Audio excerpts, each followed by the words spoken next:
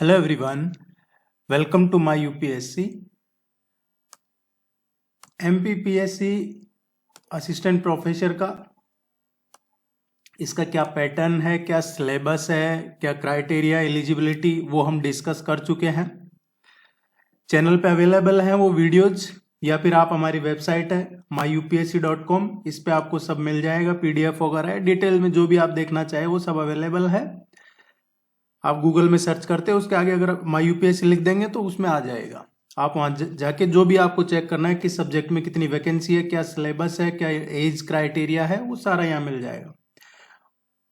ये आज हम इसको शुरू कर रहे हैं। देखिए, इसका सिलेबस के हिसाब से टेस्ट करवाए जाएंगे।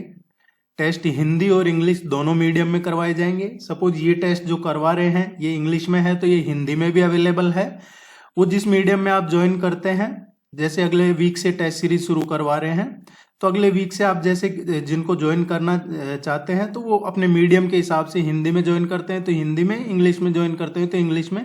आपको जो प्रैक्टिस टेस्ट का मिलता है वो तो आपको हिंदी और इंग्लिश दोनों में मिलेगा, लेकिन जो टेस्ट का डिटेल सॉल्यूशन पीडीएफ मिलेगा वो आपको जिस मीडियम में ज्वाइन करते हैं उसी में मिलेगा, और उसी मीडियम में आपको आपके कंप्लीट जो सिलेबस दिया है आपके एमपीपीएससी ने, उसके अकॉर्डिंग आपको नोट्स मिलेंगे।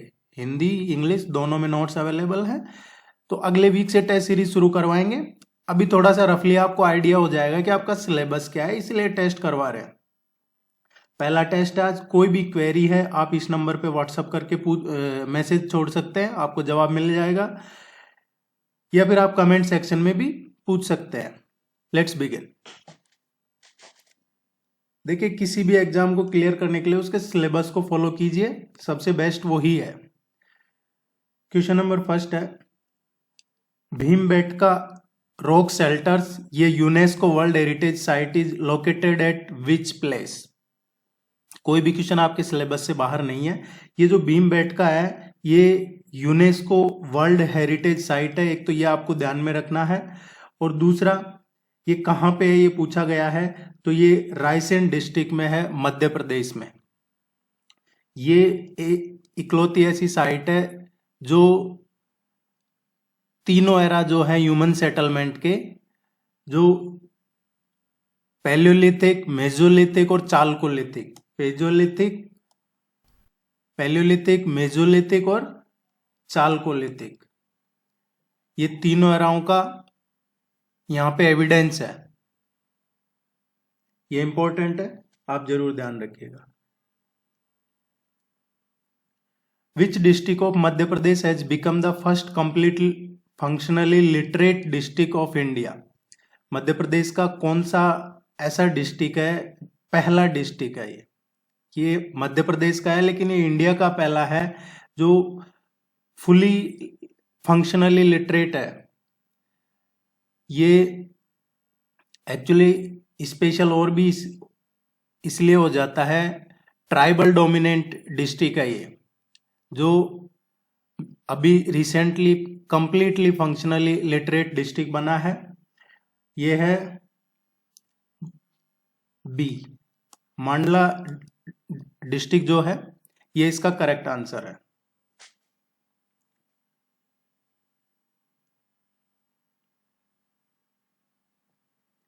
विच of the following peak is the highest peak of Madhya Pradesh. Madhya Pradesh की इनमें से कौन सी है जो सबसे ऊंची चोटी है। माउंटेन पीक की बात हो रही है, हाईएस्ट माउंटेन पीक। देखिए, मध्य प्रदेश का जो हाईएस्ट माउंटेन पीक है ये है धूपगढ़। धूपगढ़ है, ये 1350 मीटर इसकी हाइट है। और कहाँ पे है ये, सतपुड़ा हिल्स का नाम सुना होगा आपने, सतपुड़ा रेंज, सतपुड़ा जो रेंज है, सतपुड़ा रेंज, सतपुड़ा हिल्स, उसमें है ये हाईएस्ट पीक है मध्य प्रदेश का। कालसुबाई है, कालसुबाई हाईएस्ट पीक सह्याद्री रेंज का है। सह्याद्री रेंज कहाँ पे है, महाराष्ट्र में, तो महाराष्ट्र का हाईएस्ट पीक कौन सा है, कालसुबाई। पारसनाथ है, ये कहाँ पे है, पारसनाथ झारखंड में है। ये एक रिलीजियस जैनियों का सेंटर भी है, और ये अभी काफी चर्चा में भी रहा था क्योंकि इसको टूरिज्म पैलेस वगैरह कुछ बनाना चाह रहे थे, तो जो जैन कम्युनिटी उसने काफी विरोध किया, फिर गवर्नमेंट को ऑर्डर वापस लेना पड़ा था। ये पारसनाथ ये है 1366 मीटर इसकी हाइट है। कालसूबाई है ये 1646 मीटर इसकी हाइट है। गुरु शिखर है ये राजस्थान का है, ये माउंट आबू में है, सिरोही डिस्ट्रिक्ट माउंट आबू में, राजस्थान में। राजस्थान का हाईएस्ट पीक है, माउंटेन पीक गुरु शिखर। मध्य प्रदेश का पूछा था तो करेक्ट आंसर होगा ए। आप जिनमें जो भी आप में से सीरियसली तैयारी कर रहे हैं, चैनल को जरूर सब्सक्राइब कर लीजिएगा। यहाँ पे आपको थ्रू आउट आपके प्रिपरेशन की एग्जाम की पूरी प्रिपरेशन करवाई जाएगी। What is the name for information sent from robot sensor to robot controllers? Robotics आपके सिलेबस में दिया है, तो यहां से भी या तो बेसिक क्वेश्चन पूछा जाएगा या फिर रोबोटिक्स से रिलेटेड करंट अफेयर से का क्वेश्चन पूछ लिया जाएगा, लेकिन पूछा जरूर जाएगा। टोटल 50 क्वेश्चन आएंगे इस पेपर में। सो जो रोबोट सेंसर है, रोबोट के जो कंट्रोलर है, उसको इंफॉर्मेशन भेजता है, उसको क्या नाम दिया गया है, उसका नाम क्या है? उसको बोलते हैं फीडबैक। सेंसर फीडबैक सेंड करता है कंट्रोलर को।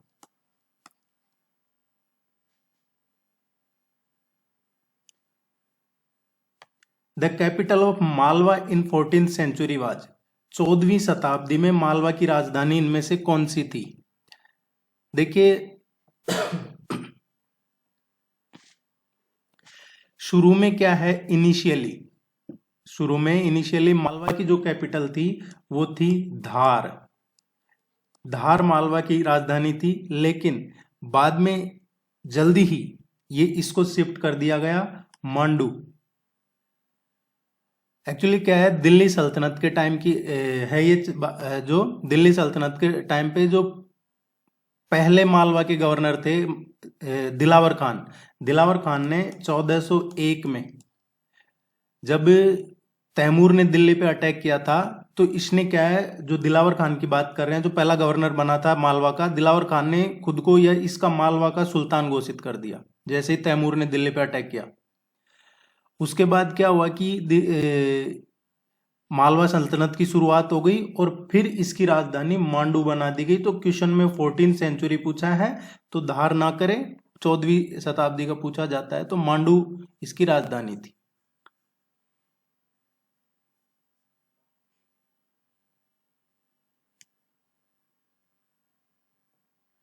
Area wise which is the smallest district in Madhya Pradesh is? ये पूछ रहा है कि मध्य प्रदेश का सबसे छोटा डिस्ट्रिक्ट कौन सा है एज एरिया वाइज, क्षेत्रफल की दृष्टि से मध्य प्रदेश का सबसे छोटा जिला कौन सा है? देखिए जो क्षेत्रफल की दृष्टि से, एक तो मैं आपसे रिक्वेस्ट करूंगा कि ऑथेंटिक चीज ही पढ़ें। ऑथेंटिक चीज इसीलिए क्योंकि हम कई बार क्या करते हैं कि इसी क्वेश्चन का एग्जांपल दे देता हूं आपको ताकि आपको समझ आ जाएगा। हम इसी क्वेश्चन को गूगल में डाल दीजिए आप, area wise which is the smallest district in Madhya Pradesh, आपको वहां पे कई आंसर मिलेंगे। अब ऐसा नहीं है कि गूगल कोई ऑथेंटिक है, गूगल में बहुत सारे ऐसी भी चीज वेबसाइट है जो जहां गलत आंसर मिलेंगे आपको। कोई जानबूझ के तो नहीं लिखता है, पर वो लैक ऑफ नॉलेज या किसी वजह से हो जाता है। तो ऑथेंटिक चीजों को फॉलो करें। अब आपको ये देखना है तो आप इसमें ऑफिशियल चीजें ही प्रेफर करें, या अगर आप आंसर देख रहे हैं तो उसको देखें कि ये आंसर किसने है, क्या इसकी ऑथेंटिसिटी है। अभी इस क्वेश्चन को आप गूगल करेंगे तो आपको इसका आंसर भोपाल मिलेगा, गूगल आप में आपको इसका आंसर भोपाल बताएगा, लेकिन ऐसा नहीं है। इस क्वेश्चन का जो करेक्ट आंसर है, इसका तो मैं बता देता हूं, क्योंकि इसमें जो ऑप्शन ही ऐसे दे रखे हैं, इसका तो दतिया है, ऑप्शन के अकॉर्डिंग दतिया। लेकिन मध्य प्रदेश की बात करें तो मध्य प्रदेश का सबसे छोटा जिला है वो है निवाड़ी। निवाड़ी ये मध्य प्रदेश का सबसे छोटा जिला है। इसमें टोटल 3 तहसीलें हैं, पृथ्वीपुर, निवाड़ी और ओरछा, ये 3 तहसीलें हैं। इसका जो एरिया है, इसका एरिया अराउंड 1100 के समथिंग ही है कुछ, जबकि भोपाल है, भोपाल का एरिया है इतना स्क्वायर किलोमीटर है, किलोमीटर स्क्वायर है। अब सबसे छोटा इंडिया में कौन सा डिस्ट्रिक्ट है? अगर इंडिया का देखा जाए तो इंडिया में सबसे छोटा डिस्ट्रिक्ट एरिया वाइज कौन सा है? माहे डिस्ट्रिक्ट है। माहे। माहे, जिनको नहीं पता है माहे कहाँ पे है, ये जो मालाबार है, ये नॉर्थ मालाबार केरला स्टेट से घिरा हुआ है माहे जिला। ये सबसे छोटा है। जो पुडुचेरी है यूनियन टेरिटरी, उसमें जो 4 जिले हैं उनमें से एक जिला ये माहे भी है। अब अगर सबसे बड़े जिले का पूछ लिया जाए आपसे, ये तो स्मॉल डिस्ट्रिक्ट हो गया, लार्जेस्ट डिस्ट्रिक्ट ऑफ मध्य प्रदेश पूछ लिया जाता है तो कौन सा है? वो आपको पता होना चाहिए। छिंदवाड़ा जो डिस्ट्रिक्ट है, छिंदवाड़ा जिला मध्य प्रदेश का एरिया वाइज सबसे लार्जेस्ट डिस्ट्रिक्ट है।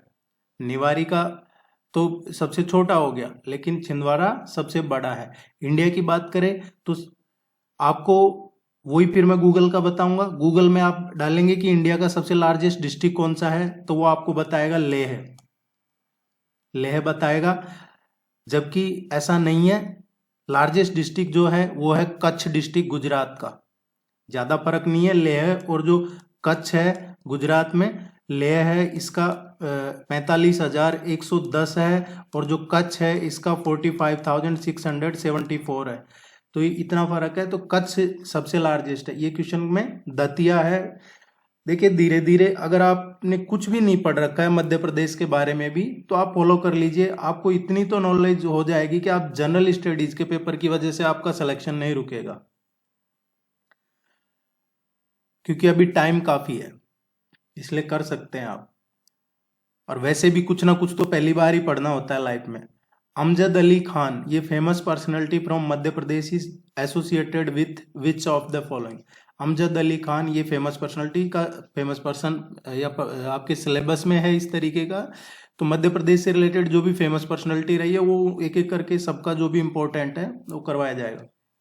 ये किससे रिलेटेड है? अमजद अली खान ये ग्वालियर में जन्म हुआ था इनका, और इनका जो शुरू में नाम था वो था मासूम अली खान, और ये एक सरोद वादक है, सरोद प्लेयर। सरोद क्या है? जो हिंदुस्तानी क्लासिक म्यूजिक है ना, उसमें आता है ये इसका करेक्ट आंसर है।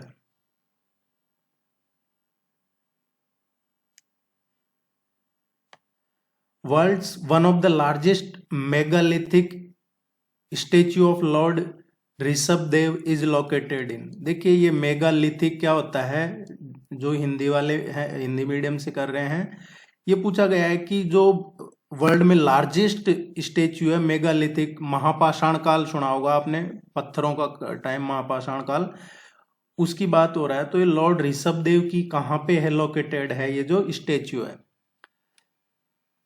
ये बड़वानी डिस्ट्रिक्ट है, जहाँ पे ये जैन फेमस जैन तीर्थ है। यहाँ पे ये ऋषभ देव जी की यहाँ काफी विशाल प्रतिमा लगी हुई है। सो इसका करेक्ट आंसर क्या आएगा? बड़वानी डिस्ट्रिक्ट में है ये। और बड़वानी में भी कौन सी जगह है ये? 52 गजा है। 52 गजा बड़वानी डिस्ट्रिक्ट में। सी इसका करेक्ट आंसर आएगा। इसमें एक्चुअली क्या है कि ये क्रिएट किया गया था 12वीं सेंचुरी में, 12वीं शताब्दी में इसको क्रिएट किया गया था। ये आप जरूर ध्यान रखिएगा।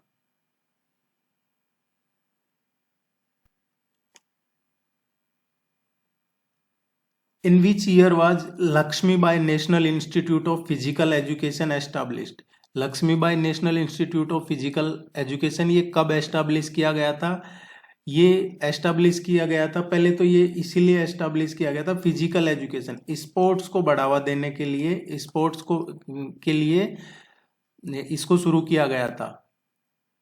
और जो फ्रीडम फाइटर है रानी लक्ष्मीबाई, उनके नाम पे शुरू किया था। ये 1957 में शुरू किया गया था। देखिए, आपके माइंड में एक चीज हमेशा रहनी चाहिए कि असिस्टेंट प्रोफेसर है, उसको कोई जीके नहीं पढ़ाना है, जनरल स्टडीज नहीं पढ़ाना है कॉलेज में जाके, उनको अपना सब्जेक्ट ही पढ़ाना है। सब्जेक्ट में डीप में पूछा जाता है या सब्जेक्ट का एक लेवल होता है, लेकिन जनरल स्टडीज में एज ए जर्नलिस्ट, इसका नाम ही एज ए जर्नलिस्ट, मतलब उसको थोड़ा जनरल अवेयरनेस होना चाहिए, उस हिसाब से तैयारी कीजिएगा। ज्यादा डीप में नहीं पूछा जाता है। जहां भी असिस्टेंट प्रोफेसर के एग्जाम होते हैं जनरल स्टडीज में, डीप में कभी भी नहीं पूछा जाता है। चाहे वो किसी भी स्टेट में होता हो, और इस पे काफी देखा है मैंने, इसीलिए बोल रहा हूँ। Bhagoria is a folk dance associated with which tribe of Madhya Pradesh? ये जो फोक डांस है किस ट्राइब के साथ, जनजाति का मध्य प्रदेश में जुड़ा हुआ है? ये जो भील ट्राइब है मध्य प्रदेश में, उनका डांस है ये folk dance. Which place of Madhya Pradesh is famous for its newspaper print mill? इनमें से किस जगह पे न्यूज पेपर प्रिंटिंग मिल है? ये बुरहानपुर डिस्ट्रिक्ट में है मध्य प्रदेश में। देखिए कई बार क्या है, लोग अलग अलग ऑप्शन दे दिए जाते हैं। बुरहानपुर जिला है, उसमें है मध्य प्रदेश में ये नेपानगर।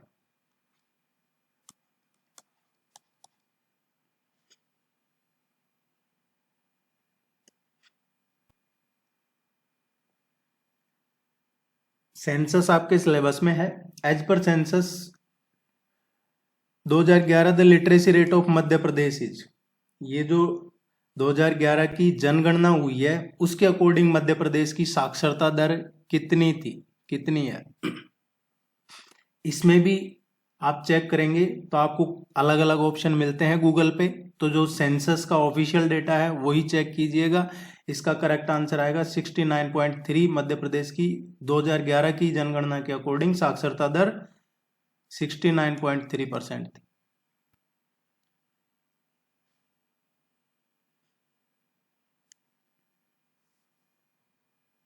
पंचायती Raj system of Madhya Pradesh was established under which of the following act? Panchayati Raj आपके सिलेबस में, यहाँ से क्वेश्चन भी आते हैं, ये लगभग हर एग्जाम में आते हैं पंचायती राज से क्वेश्चन। देखिए पंचायती राज का थोड़ा बैकग्राउंड बता देता हूँ मैं आपको। मध्य प्रदेश का फॉर्मेशन हुआ, मध्य प्रदेश राज्य बना, उसके बाद में पंचायती राज सेटअप करने के लिए एक 15 मेंबर की कमेटी बनाई गई थी। जो किस लिए बनाई थी कि मेहता कमेटी जो बनी थी उसकी रिपोर्ट को एग्जामाइन करो, और इसको किस कमेटी ने फिर रिकमेंड किया था? पांडे कमेटी ने। पांडे कमेटी ने अपनी रिपोर्ट सबमिट की सितंबर 1958 में। तो ये दो कमेटियों के नाम ध्यान रखिएगा, पांडे कमेटी और मेहता कमेटी, दोनों पंचायती राज से जुड़ी हुई है। बाद में इस कमेटी की, जो पांडे कमेटी है, इसकी रिकमेंडेशन पे मध्य प्रदेश पंचायती राज एक्ट 1962 पास किया गया, लेकिन ये सिर्फ गांव के लेवल तक ही पास किया गया, मतलब ग्राम पंचायत लेवल पे ही रखा गया था इसको। शुरू में 1962 में ग्राम पंचायत लेवल पे ही था। बाद में इसमें चेंज किए 62 से और 1978 तक इसमें कई बार चेंजेज हुए हैं, और बाद में जो चेंज हुए हैं वो एनफोर्स हुए 1981 से। जो 62 से 78 के बीच में चेंज हुए वो लागू हुए 1981 से। बाद में एक लक्ष्मी सिंह कमेटी और बनाई गई, उसने भी कुछ रिकमेंड किया 1986 में। लक्ष्मी सिंह कमेटी जिसने रिकमेंड किया जो लागू करना है कि जो 73rd कॉन्स्टिट्यूशनल अमेंडमेंट हुआ था 1902 में मध्य प्रदेश में, ये पहला स्टेट था जिसने पूरी तरीके से पंचायती राज सिस्टम लागू किया था। पूरी तरीके से बता रहा हूं मैं आपको, अदरवाइज तो सबसे पहले नागौर में राजस्थान में हुआ था, लेकिन पूरी तरीके से मध्य प्रदेश ने लागू किया था। ये ध्यान रखना है, इससे ज्यादा डिटेल में आपसे पूछा भी नहीं जाएगा।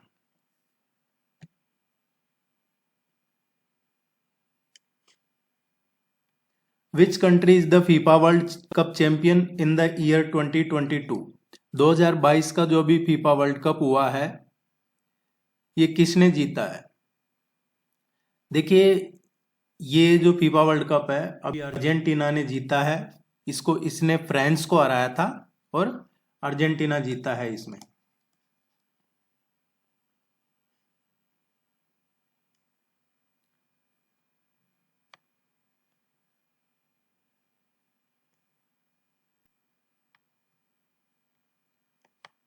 The Madhya Pradesh Wildlife Board recently approved the creation of which of the following new tiger reserve? अभी रिसेंटली ये कौन सा टाइगर रिजर्व के क्रिएशन के लिए जो मध्य प्रदेश का ये वाइल्ड लाइफ बोर्ड है इसने अप्रूव किया है?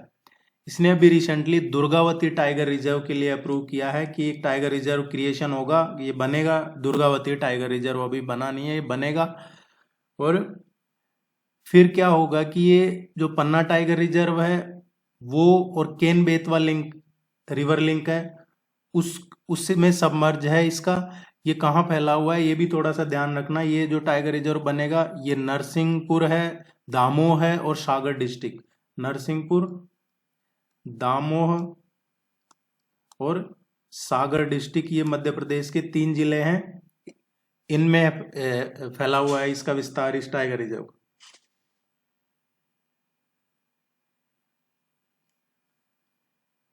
17th Pravasi Bharatiya Divas will be held in which of the following. 17वां प्रवासी भारतीय दिवस कहाँ पे मनाया गया है ये इस बार जो मनाया है। देखिए, प्रवासी भारतीय दिवस ये लगभग हर एग्जाम में क्वेश्चन आता है इसका।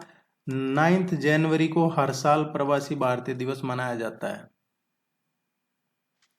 और ये क्यों मनाया जाता है? क्योंकि जो राष्ट्रपिता महात्मा गांधी हैं वो साउथ अफ्रीका से इंडिया आए थे, मुंबई आए थे वो साउथ अफ्रीका से 9 जनवरी 1915 को, इसीलिए ये प्रवासी भारतीय दिवस मनाया जाता है। इस बार जो प्रवासी भारतीय दिवस मनाया गया है ये मनाया है इंदौर में।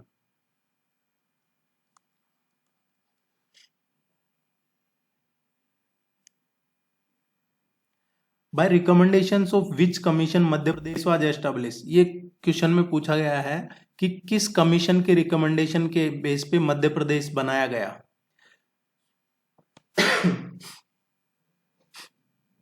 देखिए 1953 में क्या हुआ, एक स्टेट रीऑर्गेनाइजेशन कमीशन बना था, राज्य पुनर्गठन आयोग की।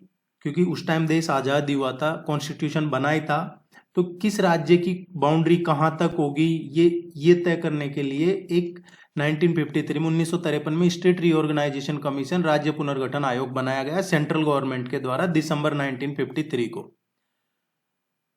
उसके बाद में सितंबर 1955 में 2 साल बाद ये जो कमीशन ने रिपोर्ट सबमिट की, किसने? एसआरसी जो स्टेट रीऑर्गेनाइजेशन कमीशन है, इसने अपनी रिपोर्ट सबमिट की। इस रिपोर्ट की स्टडी करने के लिए और इस रिपोर्ट में को देखने के लिए एक कमीशन बनाया गया जिसकी अध्यक्षता की फैजल अली ने, और उस कमीशन को जाना जाता है फैजल अली कमीशन। उसमें के.एम. पानीकर भी थे, एच.एन. कुंजरू भी थे जिन्होंने रिपोर्ट सबमिट की, और उसी के बेस पे फिर ये स्टेट रीऑर्गेनाइजेशन एक्ट नवंबर 1956 में आया है। और इसी में शुरू में 14 राज्य और 6 जो केंद्र शासित प्रदेश है वो बने थे। नवंबर 1956 में जो बना है उस कमीशन की अध्यक्षता फैजल अली कमीशन ने की थी, और फैजल अली ने की थी, और इसी कमीशन के बेस पे मध्य प्रदेश बनाया गया।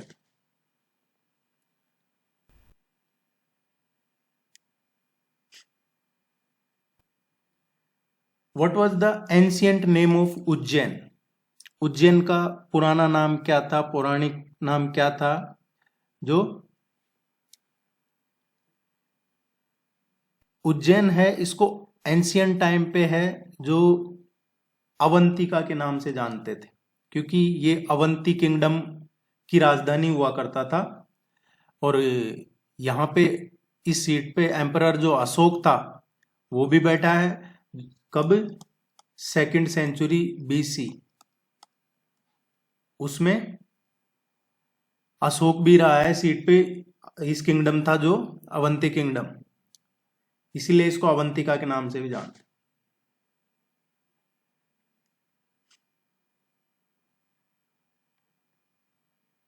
The prime minister Modi to name 21 islands of Andaman and Nicobar after which awardees. किन के नाम पे अभी हाल ही में प्रधानमंत्री ने ये 21 आइलैंड्स के नाम रखे हैं? ये अभी जो रखे हैं 21, ये परमवीर चक्र विजेताओं के नाम पे रखे हैं। ये इंपॉर्टेंट है, इसको जरूर ध्यान में रखिएगा। नेताजी सुभाष चंद्र बोस की जो जयंती थी उस पे रखा है, जिसको नेताजी सुभाष चंद्र बोस की जयंती को हम किस दिवस के रूप में मनाते हैं? पराक्रम दिवस। पराक्रम दिवस, ये जरूर ध्यान रखिएगा, उस दिन ये नाम चेंज किए थे, नाम रखे थे actually. The award to honour adivasi folk and traditional art Madhya Pradesh government is given. कौन सा पुरस्कार मध्य प्रदेश सरकार आदिवासी फोक और जो ट्रेडिशनल पारंपरिक कलाएं हैं उनके फील्ड में देती है? आदिवासी या जो आर्ट है ट्रेडिशनल, उनके फील्ड में दिया जाता है। ये मध्य प्रदेश सरकार तुलसी अवार्ड देती है। तुलसी अवार्ड मध्य प्रदेश सरकार हर साल देती है।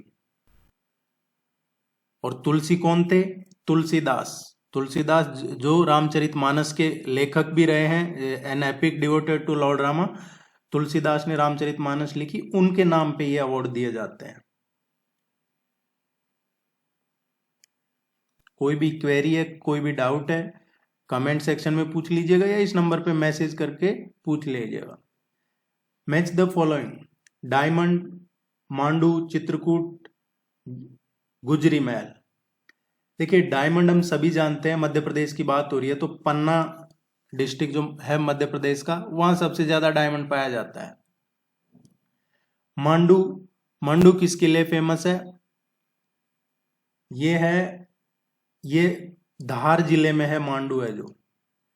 चित्रकूट, चित्रकूट ये सतना डिस्ट्रिक्ट में है, सतना जिले में है, और ये सांस्कृतिक, ऐतिहासिक, धार्मिक और जो एंशियंट मॉन्यूमेंट्स हैं उनके लिए फेमस है चित्रकूट।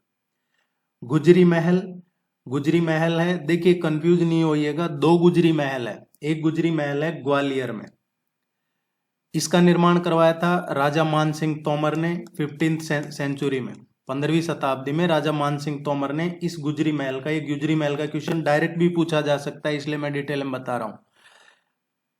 ये प्रेम में का था कुछ, उसके वजह से ये करवाया था। और दोनों के नाम महल के शिलालेख पे भी लिखे हुए हैं, गुजरी महल पे। ये जो गुजरी और राजा मान सिंह तोमर दोनों के, ग्वालियर जो का जो किला है वहां। एक और गुजरी महल है, वो हरियाणा में है, और उसका, इसका जो करेक्ट आंसर आएगा ए आएगा। जो हरियाणा वाला है उसका फिरोज शाह तुगलक ने करवाया था।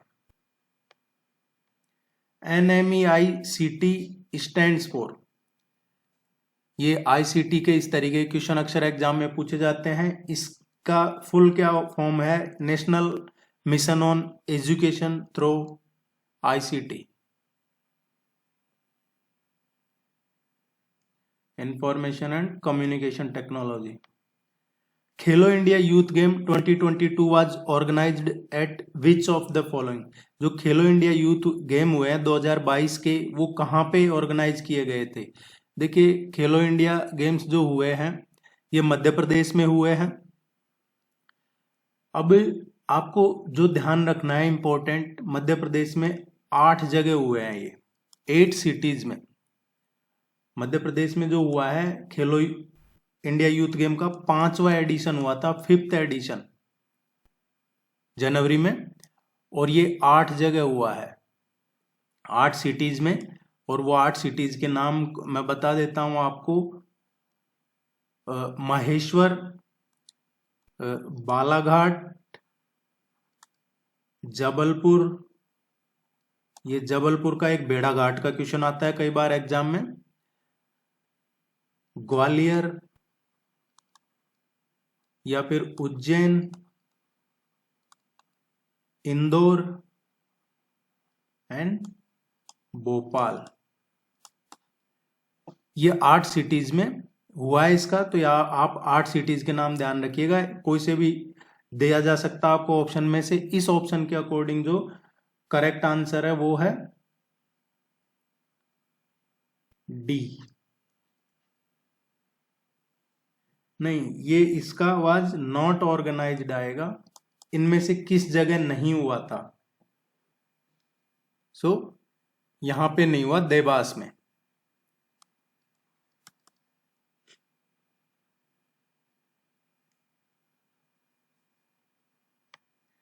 Which among the following is not source of conventional energy. Conventional और नॉन कन्वेंशनल एनर्जी के बारे में आप जरूर पढ़िएगा, वैसे मैं करवा दूंगा आपको। कन्वेंशनल एनर्जी होती है non renewable energy. Non renewable energy को कन्वेंशनल एनर्जी कहा जाता है। और इसमें क्या आता है, देखिए दो तरीके के सोर्स ऑफ एनर्जी होती है। एक होता है कन्वेंशनल सोर्स, एक होता है नॉन कन्वेंशनल सोर्स। अब कन्वेंशनल में भी दो तरीके के होते हैं, एक कमर्शियल और एक नॉन कमर्शियल, वाणिज्यिक और गैर वाणिज्यिक, दो तरीके के होते हैं इसमें भी। ये है सोर्स ऑफ एनर्जी। अब कमर्शियल में क्या आता है, कमर्शियल में जो वाणिज्यिक की बात हो रही है उसमें कोयला, ऑयल एंड नेचुरल गैस और उसके अलावा थर्मल पावर, ये आते हैं कमर्शियल में। कोल, ऑयल एंड नेचुरल गैस और थर्मल पावर। जो नॉन कमर्शियल है इसमें क्या आता है, इसमें फायरवुड आता है। फायरवुड को कह सके तो जो फ्यूल वुड है वो है। हाइड्रो पावर ये इसमें आता है, और न्यूक्लियर पावर ये भी नॉन कन्वेंशनल में आता है। ये बहुत इंपॉर्टेंट, अगर आपको ये याद रह गया तो आपका क्वेश्चन गलत नहीं होगा। अब नॉन रिन्यूएबल जो नॉन कन्वेंशनल सोर्स है उसमें क्या आता है, ये तो कमर्शियल और नॉन कमर्शियल थे। जो नॉन कन्वेंशनल सोर्सेज हैं उसमें क्या आता है, solar energy, wind energy, tidal energy, geothermal या फिर biomass. Solar, wind, tidal, geothermal और बायोमास ये आती है नॉन कन्वेंशनल सोर्सेज में, जिसको रिन्यूएबल एनर्जी कहते हैं। देखिए कंफ्यूज नहीं होना, कन्वेंशनल एनर्जी होती है वो नॉन रिन्यूएबल होती है, और जो नॉन कन्वेंशनल होती है वो रिन्यूएबल एनर्जी होती है। इस क्वेश्चन को देखते हैं। Not a source of conventional energy. Conventional energy का सोर्स कौन सा नहीं है, सोलर एनर्जी इसका सोर्स नहीं है, क्योंकि ये नॉन कन्वेंशनल में आता है। सोलर, विंड, टाइडल रे। Raja Chhatrasal was the king of which of the following region. जो राजा छत्रसाल है इनमें से किस रीजन के वो किंग थे। देखिए छत्रसाल बुंदेला, आपने नाम सुना होगा, राजपूत रूलर रहे हैं, इंडियन वॉरियर रहे हैं। बुंदेला राजपूत क्लान से थे ये, और इन्होंने मुगलों के खिलाफ लड़ाई लड़ी थी, और फिर बाद में इन्होंने अपना किंगडम बनाया बुंदेलखंड रीजन में ड्यूरिंग 1713, जब औरंगजेब का तान यहाँ पे क्रूरता चल रही थी उस टाइम की बात है। इन्होंने ही औरंगजेब के खिलाफ लड़े थे और अपना खुद का किंगडम बनाया था। बुंदेलखंड इसका करेक्ट आंसर आएगा। राजा छत्रसाल ये बुंदेलखंड के राजा थे।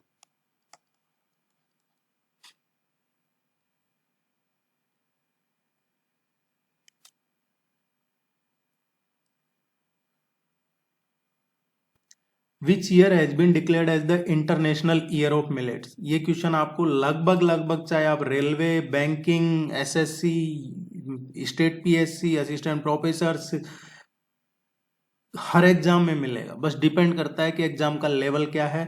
किसी में डायरेक्ट इस तरीके से पूछा जाएगा, सिविल सर्विसेज या स्टेट पीएससी में स्टेटमेंट बेस्ड थोड़ा अलग पूछा जाएगा। मिलेट कौन से होते हैं, एक तो ये देख लेना, मोटा अनाज की बात हो रही है। मोटे अनाज में जो बाजरा, ज्वार, ये इस तरीके का है, उनकी बात हो रही है। मिलेट ईयर देखिए 2023 को इंडिया के एफर्ट्स हैं उनकी वजह से ही है। यूनाइटेड नेशन की जो जनरल असेंबली ने उसने डिक्लेयर किया है 2023 को इंटरनेशनल मिलेट ईयर। 140 देश इसमें पार्टिसिपेट कर रहे हैं, इसको सेलिब्रेट कर रहे हैं। और ये ऑर्गेनाइज कौन करता है इसको, जैसे यूनाइटेड नेशन की जनरल असेंबली ने तो डिक्लेयर कर दिया, लेकिन ये डायरेक्ट जुड़ा हुआ है एफएओ से। एफएओ क्या है, फूड एंड एग्रीकल्चर ऑर्गेनाइजेशन है। ये किसका है, एफएओ यूनाइटेड नेशन का ऑर्गेनाइजेशन है ये। और इसका भी आप ध्यान रखिएगा, इसका हेडक्वार्टर कहाँ पे है, रोम में है, इटली में।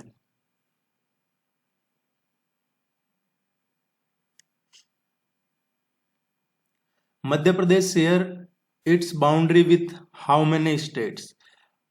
अगर आपको मध्य प्रदेश का मैप नहीं आता है तो आप देख लीजिएगा, ये तो कम से कम आपको करना ही पड़ेगा। आप अपने मोबाइल में एमपी का मैप रखिए या जहां भी आप पढ़ते हैं वहां लगा लीजिए मध्य प्रदेश का मैप। दिन में कम से कम एक बार 5 मिनट के लिए उसको जरूर देखिए। आप याद कीजिए मत कीजिए, बस उसको देख लीजिए 5 मिनट की कौन सा डिस्ट्रिक्ट कहाँ पे है। इतना देख लेंगे तो आपके एग्जाम तक वो आपके दिमाग में बैठ जाएगा। मध्य प्रदेश कितने राज्यों के साथ बाउंड्री शेयर करता है? मध्य प्रदेश 5 राज्यों के साथ बाउंड्री शेयर करता है। अभी मैप देखते हैं। देखिए ये है मध्य प्रदेश। इधर देखेंगे आप वेस्टर्न साइड, वेस्ट साइड तो राजस्थान और गुजरात है। ऊपर है नदन साइड तो उत्तर प्रदेश है। इधर east south east side Chhattisgarh है और साउथ साइड में महाराष्ट्र है। ये 5 राज्य हैं जिनसे मध्य प्रदेश बॉर्डर शेयर करता है, सीमा लगती है मध्य प्रदेश की।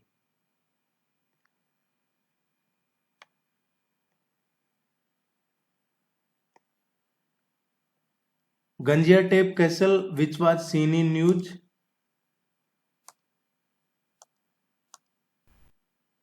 Ganjiapet Castle, which was seen in news, is a historical site located in which country? देखिए ये काफी चर्चा में है ये जो जगह है, क्योंकि अभी इंडिया ने शुरू किया था एक ऑपरेशन दोस्त।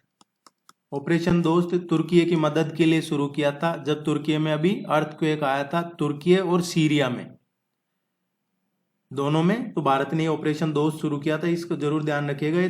तुर्की में भूकंप आया उसके लिए मदद के लिए शुरू किया था और उस ऑपरेशन का नाम था ऑपरेशन दोस्त।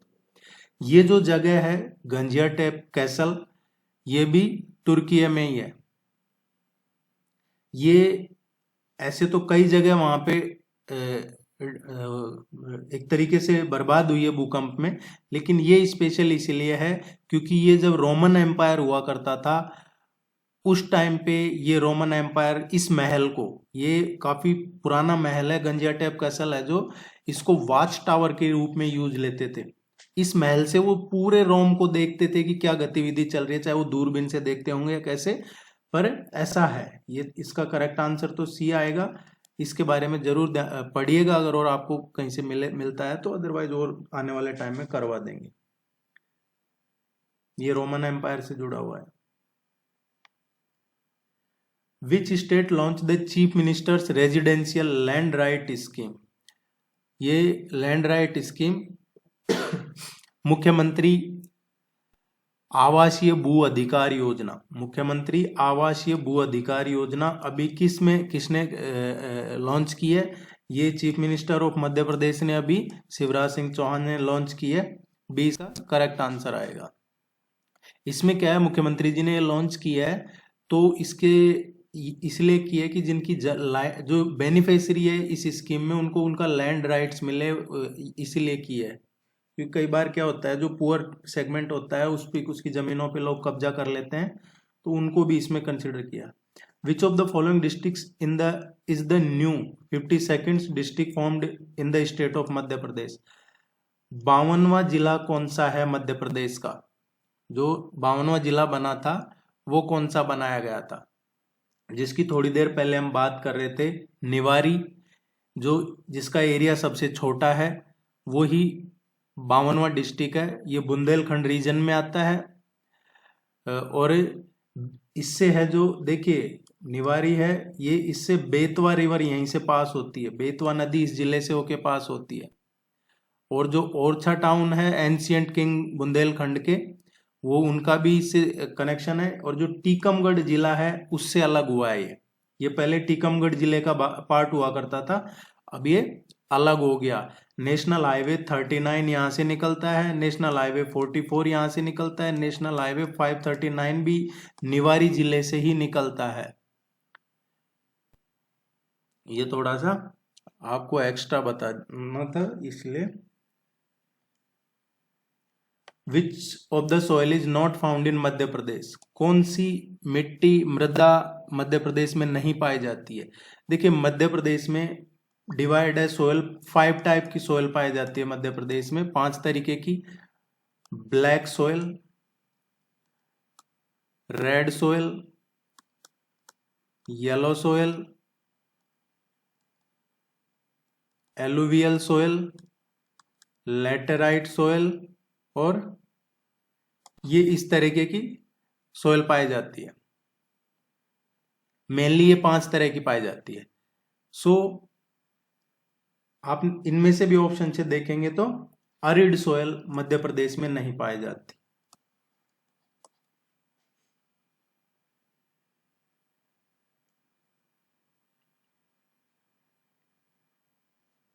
Which declaration was released after a 2-day meetings of Think 20 under G20 in मध्य प्रदेश? ये मध्य प्रदेश में G20 की मीटिंग हुई 2 दिन के बाद।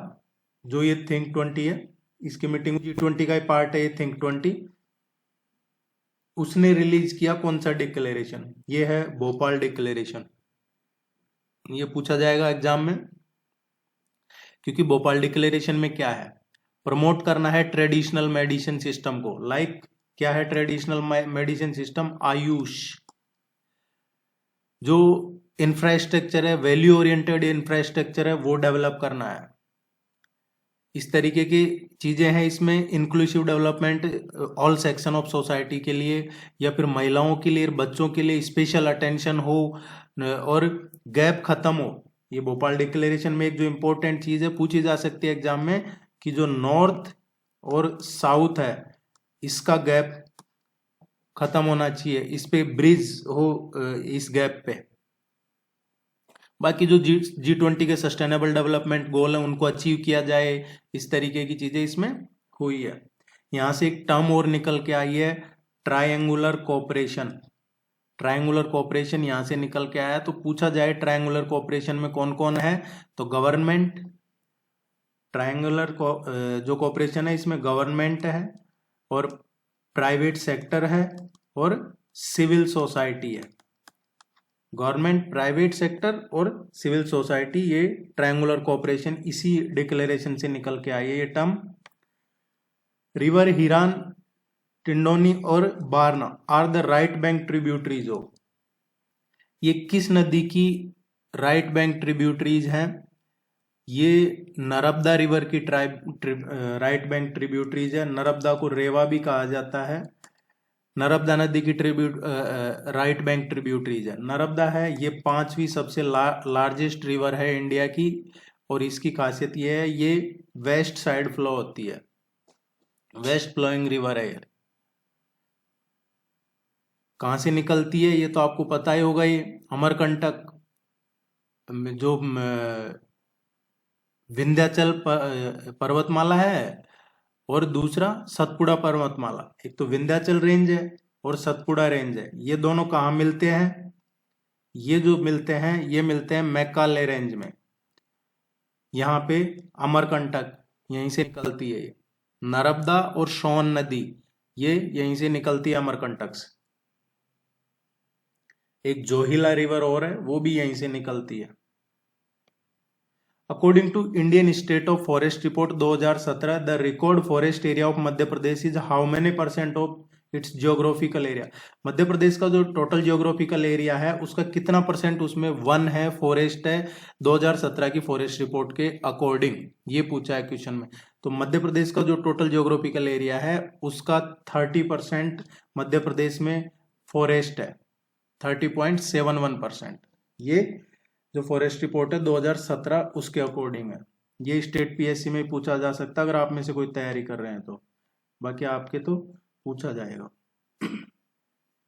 The biggest wildlife sanctuary of Madhya Pradesh की सबसे बड़ी कौन सी है? तो जो बिगेस्ट वाइल्ड लाइफ सेंचुरी है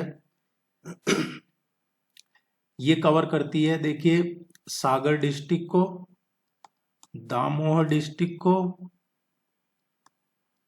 इसके अलावा नरसिंहपुर और रायसेन, नरसिंहपुर और रायसेन डिस्ट्रिक्ट जो है मध्य प्रदेश के, इनको कवर करती है। और ये है नौरादेई, ये सबसे बड़ी वाइल्ड लाइफ सेंचुरी है मध्य प्रदेश की। विच district of Madhya Pradesh is famous for production of cotton? कपास के लिए मध्य प्रदेश का कौन सा जिला फेमस है?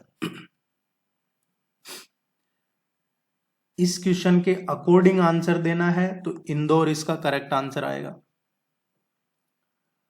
अब यहां से कई क्वेश्चन निकल के आते हैं कि मध्य प्रदेश है कॉटन टेक्सटाइल में 5वां लार्जेस्ट प्रोड्यूसर है इंडिया में। 45% कपास मध्य प्रदेश में पैदा होता है देश का। महाराष्ट्र पहले नंबर पे, कॉटन में पहले नंबर पे कौन है? महाराष्ट्र। दूसरे नंबर पे कौन सा है? गुजरात। और तीसरे नंबर पे कौन है? तमिलनाडु। 5वें नंबर पे मध्य प्रदेश है। पहली कॉटन मिल मध्य प्रदेश में कब लगाई गई थी? कॉटन की बात हो रही है, ये क्वेश्चन पूछे जाते हैं एग्जाम में। 1906 का जो बुरहानपुर है, बुरहानपुर में पहली बार, बुरहानपुर, इसमें पहली कॉटन मिल सेटअप की गई थी। हालांकि अब इसके बाद तो इंदौर है, ग्वालियर है, देवास है, भोपाल है, यहाँ पे भी सेंटर है। और जो क्वेश्चन यहाँ से पूछा जा सकता है, कॉटन रिसर्च सेंटर कहाँ पे है मध्य प्रदेश में? मध्य प्रदेश में जो कॉटन रिसर्च सेंटर है वो खरगोन में है। खरगोन में कॉटन रिसर्च सेंटर है। इस क्वेश्चन का करेक्ट आंसर ए है।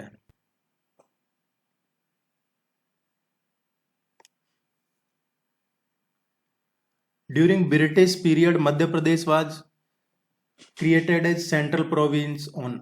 जब ब्रिटिशर्स का राज था उस टाइम पे मध्य प्रदेश को सेंट्रल प्रोविंस क्रिएट किया गया था। कब? ये 2 नवंबर 1861 को मध्य प्रदेश को as a central province create किया गया था, क्योंकि 1950 में है जो क्या था कि जो सेंट्रल प्रोविंस और बेरार था उसी को रिओर्गेनाइज करके मध्य प्रदेश नाम आया था। सेंट्रल प्रोविंस अंग्रेजों ने रखा था ये 1961 में, 2 नवंबर 1961 को, ब्रिटिश रूल के time. Which is an innovative initiative to encourage girl children to pursue higher education and make them self dependent. ये जो है लाडली लक्ष्मी योजना शुरू की है अभी मध्य प्रदेश गवर्नमेंट ने, वो इसीलिए की है ताकि उनको एक इनोवेटिव इनिशिएटिव है ये गर्ल्स को एनकरेज करने के लिए, हायर एजुकेशन के लिए, और उनको सेल्फ डिपेंडेंट बनाने के लिए।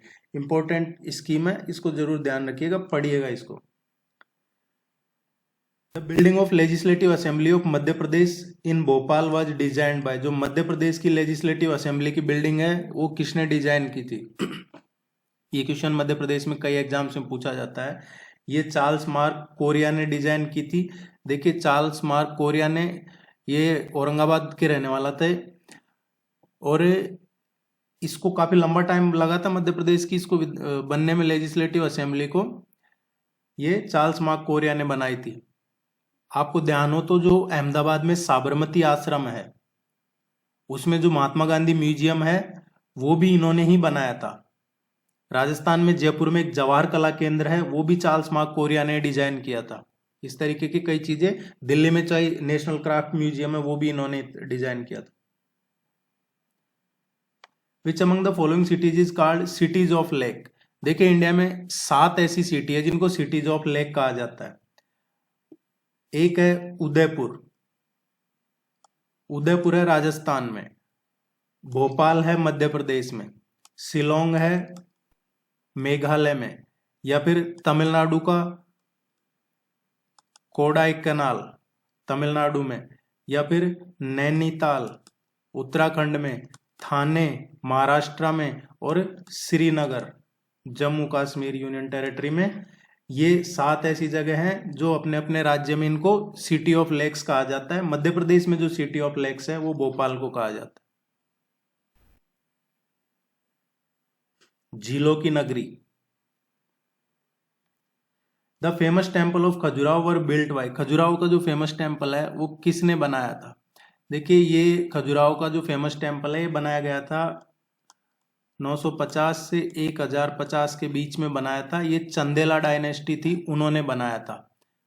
ज्यादातर जो खजुराहो के टेम्पल है वो इसी टाइम पे बने हैं, और ये बुंदेलखंड रीजन में ये 9 से जो 13th सेंचुरी के टाइम है उसी में ये चंदेला जो राजपूत थे इन्होंने बनाए थे। चंदेल वंश की स्थापना किसने की थी? देखो इस क्वेश्चन का तो चंदेल रूलर्स आएगा। चंदेल का नाम आया तो मैं बता दूं, चंदेल वंश का संस्थापक कौन था? नन्नुक था, नन्नुक। और खजुराहो चंदेल वंश की राजधानी थी। ये ध्यान रखना आपको। और स्थापना तो नन्नुक ने की थी, लेकिन चंदेल वंश का पहला शासक है वो धंगदेव था, धंगदेव। और इसका अंतिम शासक कौन था? कोरत सिंह। ये कुछ चंदेल के बारे में है। आगे जैसे जैसे टेस्ट करेंगे आप अच्छे से समझ जाएंगे पूरी जनरल स्टडीज महाराष्ट्र मध्य प्रदेश की GK. Which of the following is the point of origination of rivers Narmada and सोन?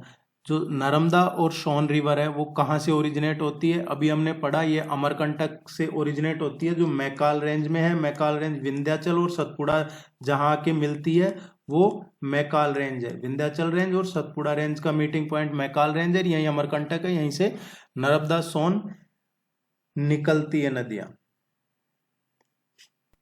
आप लाइक जरूर कीजिएगा, चैनल को सब्सक्राइब जरूर कीजिएगा। आपकी कोई भी क्वेरी है पूछ लीजिएगा। Among which of the following award is given in Hindustani classical music category? देखिए हिंदुस्तानी क्लासिकल म्यूजिक कैटेगरी है, इसमें क्या क्या आता है? ध्रुपद है, ख्याल है, तराना है। ध्रुपद, ख्याल, तराना ये आते हैं हिंदुस्तानी क्लासिकल म्यूजिक स्टाइल में। अब इसमें जो दिया जाता है वो तानसेन अवार्ड दिया जाता है हिंदुस्तानी क्लासिकल म्यूजिक कैटेगरी में। और ये 1980 से दिया जा रहा है, मध्य प्रदेश सरकार ने ये बनाया था 1980 में, उसके बाद से हर साल दिया जाता है ये excellence in Hindustani classic music में। तानसेन है या रामतनु भी कहा जाता है, तानसेन या रामतनु। ये जो अकबर था, अकबर के नवरत्नों में से एक थे तानसेन। तानसेन कहाँ के थे? ग्वालियर, ग्वालियर के थे। ग्वालियर के लिए एक कहावत भी प्रसिद्ध है कि यहाँ बच्चे भी रोते हैं तो सुर में रोते हैं, या फिर पत्थर भी लुढ़कते हैं यहाँ पे तो ताल में लुढ़कते हैं। वो इस तानसेन की वजह से है, सुरताल। Name the river valley project which is a joint project of Madhya Pradesh and Gujarat? Madhya Pradesh और गुजरात का कौन सा river valley project joint project है? ये नर्मदा वैली प्रोजेक्ट है, नर्मदा वैली प्रोजेक्ट है। Which of the following tribe is not specially backward tribe of Madhya Pradesh? Madhya Pradesh की specially backward tribes कौन सी है? देखिए 3 स्पेशली बैकवर्ड ट्राइब्स है मध्य प्रदेश की, जिनको स्पेशली बैकवर्ड ट्राइब्स में गिना जाता है। ये है बाइगा, सहरिया और भारिया। भारिया, बाइगा, सहरिया कोल ट्राइब्स है, ये स्पेशली बैकवर्ड में नहीं आती है। और जो कोल है आपने सुना होगा, जो मुंडा है, मुंडा वगैरह जो ट्राइब्स है वो इसी में आते हैं, कोल। एक्चुअली पहले मुंडा ट्राइब्स और ये ट्राइब्स हुआ करती थी, लेकिन अंग्रेजों ने इनको नाम है जो कोल रख दिया था। जो कोल ट्राइब्स है अंग्रेजों ने रखा था, बाकी पहले मुंडा और भी कई जातियां जनजातियां थी। इसमें पहली बार आदिवासी शेड्यूल कास्ट के लिए पहली बार आदिवासी टर्म किसने यूज किया था? पहला पर्सन कौन था जिसने ये आदिवासी टर्म यूज किया शेड्यूल कास्ट के लिए? वो थे ठक्कर बप्पा।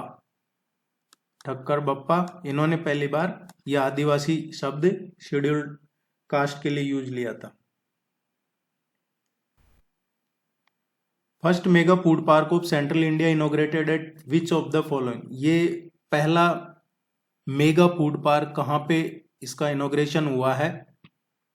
देखिए ये सब किसानों का जो प्रोड्यूस होता है, किसानों का जो चीजें हैं, जो पैदावार होती है, उसको वो इजीली सेल कर सके, इसलिए ये मेगा फूड पार्क बनाए जा रहे हैं। अब तो कई जगह बनाए जा रहे हैं, अलग अलग स्टेट्स में बनाए जा रहे हैं। एक ही स्टेट में कई मेगा फूड पार्क्स बनाए जा रहे हैं। मध्य प्रदेश में अभी ये पहला जो बनाया है ये देवास में बनाया है। इससे क्या होगा? डायरेक्ट लिंकेज होगा फार्म टू प्रोसेसिंग। जो प्राइमरी प्रोसेसिंग सेंटर है उनको जोड़ रहा है। विच union ministry launch the Prajwala challenge? अभी ये प्रज्वला चैलेंज लॉन्च किया है, किस मंत्रालय ने लॉन्च किया है? देखिए प्रज्वला चैलेंज क्या है, इसमें आइडिया है, इसमें आइडिया इनवाइट किए जाएंगे कि आपके पास क्या आइडिया, आप आइए बताइए। अब ये कौन आके बताएंगे आइडियाज? एंटरप्रेन्योर्स हैं, स्टार्टअप हैं, प्राइवेट सेक्टर है, सिविल सोसाइटी है, या फिर अदर जो भी ट्रांसफॉर्म रूरल इकोनॉमी को ट्रांसफॉर्म कर सकें। क्योंकि ये किसने लॉन्च किया है? मिनिस्ट्री ऑफ रूरल डेवलपमेंट ने, जो ग्रामीण विकास मंत्रालय है, उसने ये लॉन्च किया है। ये बहुत इंपॉर्टेंट है, इसको ध्यान रखिएगा, कंफ्यूज कर दिया जाएगा आपको ग्रामीण और शहर में, तो ये ग्रामीण विकास ध्यान रखिएगा। Which city is the host of the first G20 finance and central bank dispute meeting. देखिए जो फाइनेंस और सेंट्रल बैंक, इसमें क्या होता है, वित्त मंत्री और RBI के गवर्नर, इसी तरीके से अलग अलग देशों के इसमें वित्त मंत्री जो G20 के मेंबर कंट्रीज हैं। G20 पे एक पूरा वीडियो चैनल पे अवेलेबल है, A to Z G20 के बारे में आप जाके देख सकते हैं। इसमें अभी जो मीटिंग हुई थी ये बेंगलुरु में हुई थी। इसमें अमेरिका ने कहा कि आप इसमें रशिया का डालिए, जबकि ये तो फाइनेंस की मीटिंग थी, फॉरेन मिनिस्ट्री की मीटिंग हो तो उसमें तो कह सकते हैं कि आप रूस का डालिए, कि वो जो वर्ल्ड प्राइम मिनिस्टर ने वहां जिक्र किया था रूस के राष्ट्रपति के साथ, this is not an era of war, इस तरीके से, तो आप ये फाइनेंस वालों की मीटिंग में अड़ गया था अमेरिका डाले, पर इंडिया ने कहा नहीं, इस तरीके से नहीं होगा, और इंडिया ने नहीं माना। लेकिन इस पे कोई आम सहमति बनी नहीं थी। Pushp ki Abhilasha is a famous poem written by which prominent writer from Madhya Pradesh. Pushp ki अभिलाषा ये किसका है, कौन से राइटर का है? ये पंडित जो माखनलाल चतुर्वेदी है उनका है, पंडित जी का।